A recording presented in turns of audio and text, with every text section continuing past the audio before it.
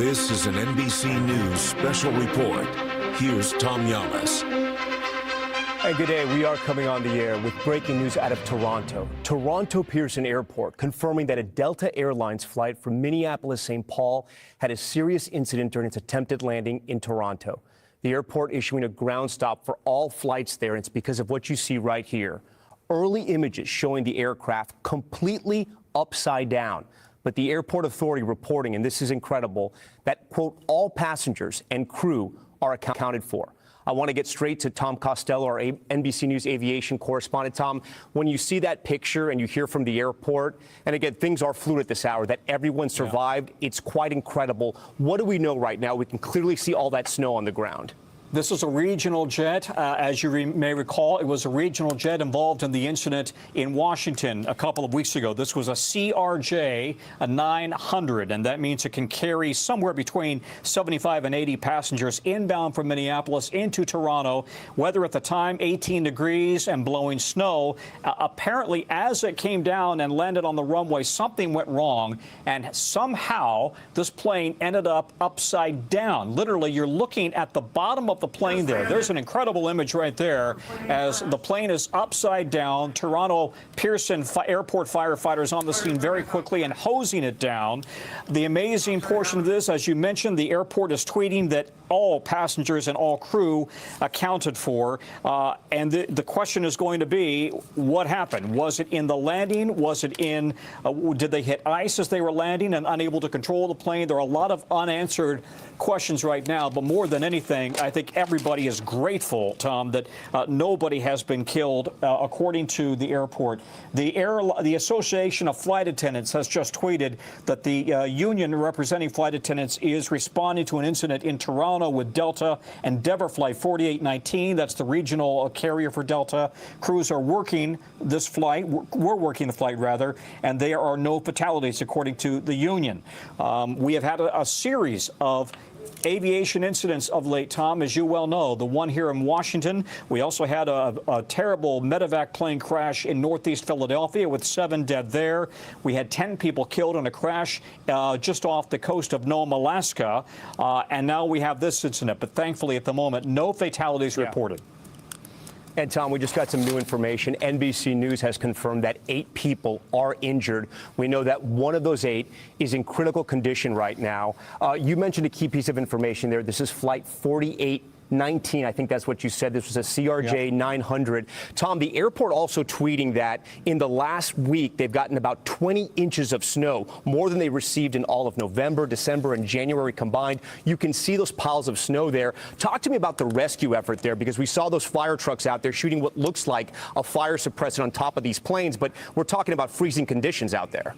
They're going to do that immediately, because if they have a fuel tank rupture, they need to immediately, and by the way, there's some amateur video out there suggesting that there was quite a bit of heavy smoke immediately after this incident.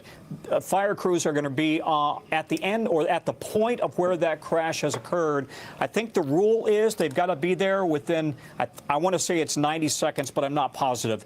They're all governed by the same FAA, and the FAA regs and the Canadian regs are the same. They've got to have a very robust fire response very quickly.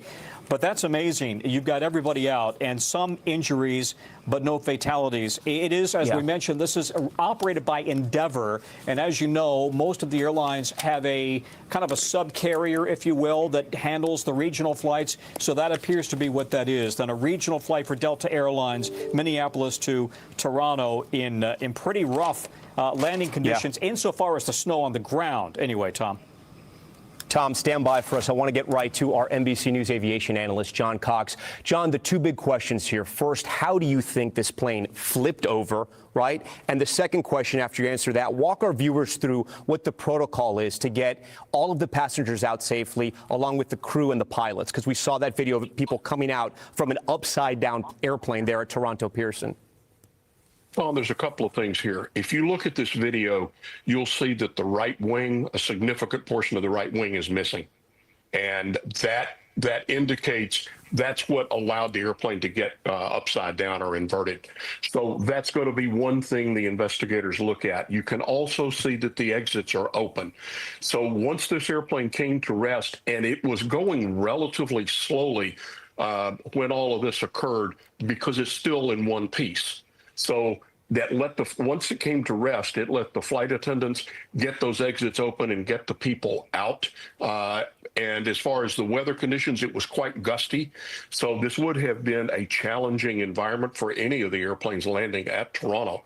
So the question is, what happened here? There's flight data recorders. Thankfully, there's crew that they'll be able to interview. So it's going to take time, but the investigators will learn what happened here.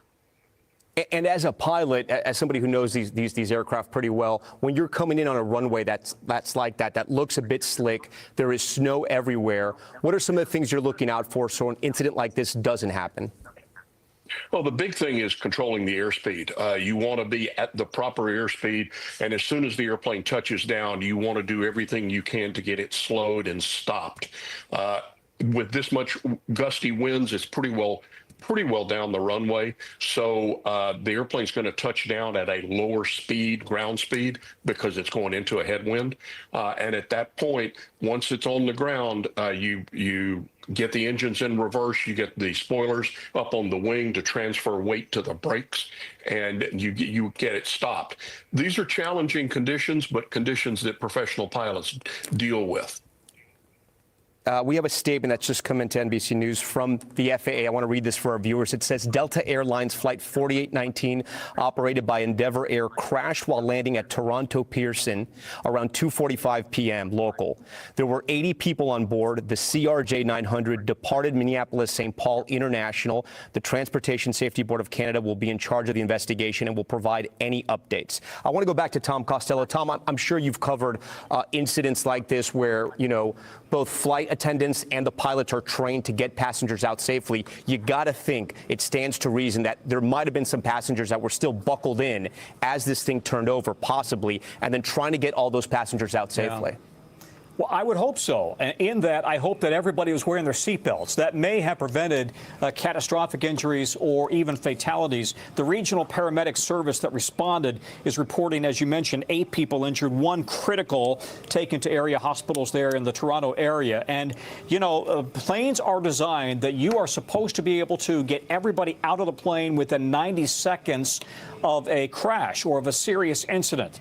Obviously, that becomes very complicated if you've got a fire and if you've got exits blocked. But as John mentioned, it does appear that you had multiple exits there that were opened up, which suggested that once people were able to get out of their seats, and maybe they were upside down at first, they were able to open those emergency exit doors. And that really is why, everybody you talk to in the aviation world will tell you this is why you wear your seatbelts. You never know. You never know when you're going to need it. In flight, at altitude, with turbulence, or God forbid, you have an emergency like this on the ground. I did want to stress what you mentioned, though, from the FAA statement. It will be the Transportation Safety Board of Canada in charge of this investigation. However, you could imagine the NTSB will also be assisting because this plane originated from the States. It's an American carrier, so they will be a party to the investigation. But the Canadian TSB will be running it, and they work hand in glove with the NTSB, really considered to be one of the world's premier aviation investigative agencies, Tom.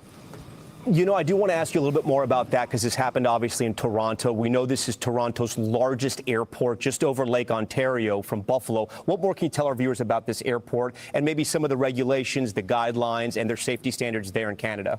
They are very much in sync with the FAA. The aeronautical civil aviation authorities in Canada and the FAA work hand in glove. They sync up all of their rules and regs. And so this is almost going to seem like it happened at an American airport in terms of the response. The Canadians and the Americans coordinate every single day on aviation, on air traffic control, on investigations.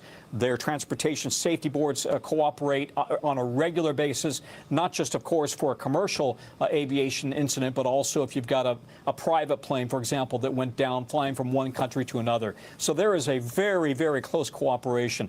And as you would expect, this is the busiest airport in all of Canada. I often say on the air when we're talking about watching how airports in the United States are impacted by weather, for example, I often say, well, don't forget about Toronto. It's literally right across the border, and it is a major airport that is also affected and affects airports in the United States. So they have a ground stop in effect there at Toronto, and that will impact not just traffic in Canada, it will affect also traffic down to the United States. And Tom, you know, a lot of folks who are going to Europe, for example, from the States, they will go through Toronto and then on to Europe and vice versa, coming back that way. So this will have a ripple effect today.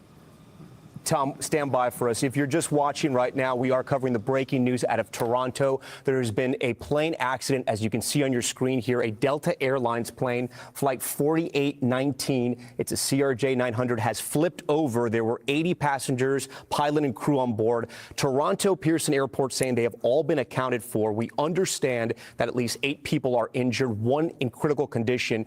Joining us on the phone live now is Jeff Guzzetti. He's an NBC News aviation analyst and a former FAA and NTSB investigator. It's so great to have you, Jeff, on a night like this, on a day like this, because of what we're seeing here. Talk to me about what stands out to you about the accident you're seeing in front of your eyes right now. I'm noticing some damage there on one of the engines, but also you're looking at an airplane that is completely upside down. Hi, Tom. Yeah, so this is a very serious incident. You don't even see the wings connected to the fuselage. Something must have happened during landing. Perhaps it cartwheeled. We just don't know. But to actually have a fuselage lying upside down without its wing box means that something significant happened. And it's just amazing that there was no loss of life. So it's just a matter of determining, looking back on what was happening to this airplane as it was on final approach. We know the weather conditions were extremely gusty, and perhaps that could have been an issue. But to have an airplane, what also strikes me, Tom, is there doesn't appear to be a giant fireball. There is some fire damage, but the fuselage looks fairly clean with its wings broken Jeff, off. Yeah, I want to ask you about that because we have a shot of the engines up close. What appears to be the right engine, but it's flipped over, so it would appear to be the left right now. But you can see the streaks of black there. Is that what you were talking about, possible fire damage on that side? Yes, absolutely. So there appears to be some fire damage there. But, Tom, we don't know whether that was whether that occurred in flight or as a result of the impact sequence. But there's definitely some fire damage there. And it seems to be localized to that area. And that this happened in the middle of winter with what the airport is reporting, 20 inches of snow in the last week. Post-accident, does that snow actually help in an incident like this, or does it get in the way? Oh, boy, it's difficult to say. So as long as the runways are clean, then you've got a good surface to land on, and I'm sure they were clean.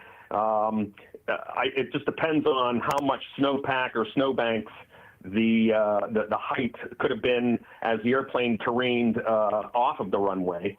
But I don't think it was that much of a factor in this case. And, you know, as I'm looking at that engine, Tom, you can see some longitudinal soot marks as if the fire did occur in flight, because that's how you would get it to those soot marks to translate horizontally down the longitudinal axis of that engine. So, again, just another clue that investigators will look for. Talk to me about the pilot and the flight attendants here on this flight, able to get everybody out of that plane, some who may have been trapped upside down. That would have been an incredible situation. So, you know, certainly they know there's a problem. They're sitting upside down in their seats. So at that point, the 2 flight attendants would have done their best to try to get people out of the aircraft. So people are going to have to actually unbuckle themselves and perhaps fall down towards what would be the ceiling. And fortunately, it's a fairly small airplane, so the fall wouldn't have been that great. But still, there could have been some injuries just by unbuckling your seatbelt and trying to extricate yourself out of the airplane. You can bet that the flight attendants are doing their best to yell and to find ways for the passengers to get out as soon as possible. Jeff, you know, a lot of American viewers across the country are going to be watching this, and they're going to be thinking to themselves, there seems to be a lot of accidents. Is this just sort of an unfortunate series of events, and flying obviously is still very safe. We've just had these high-profile incidents back to back to back.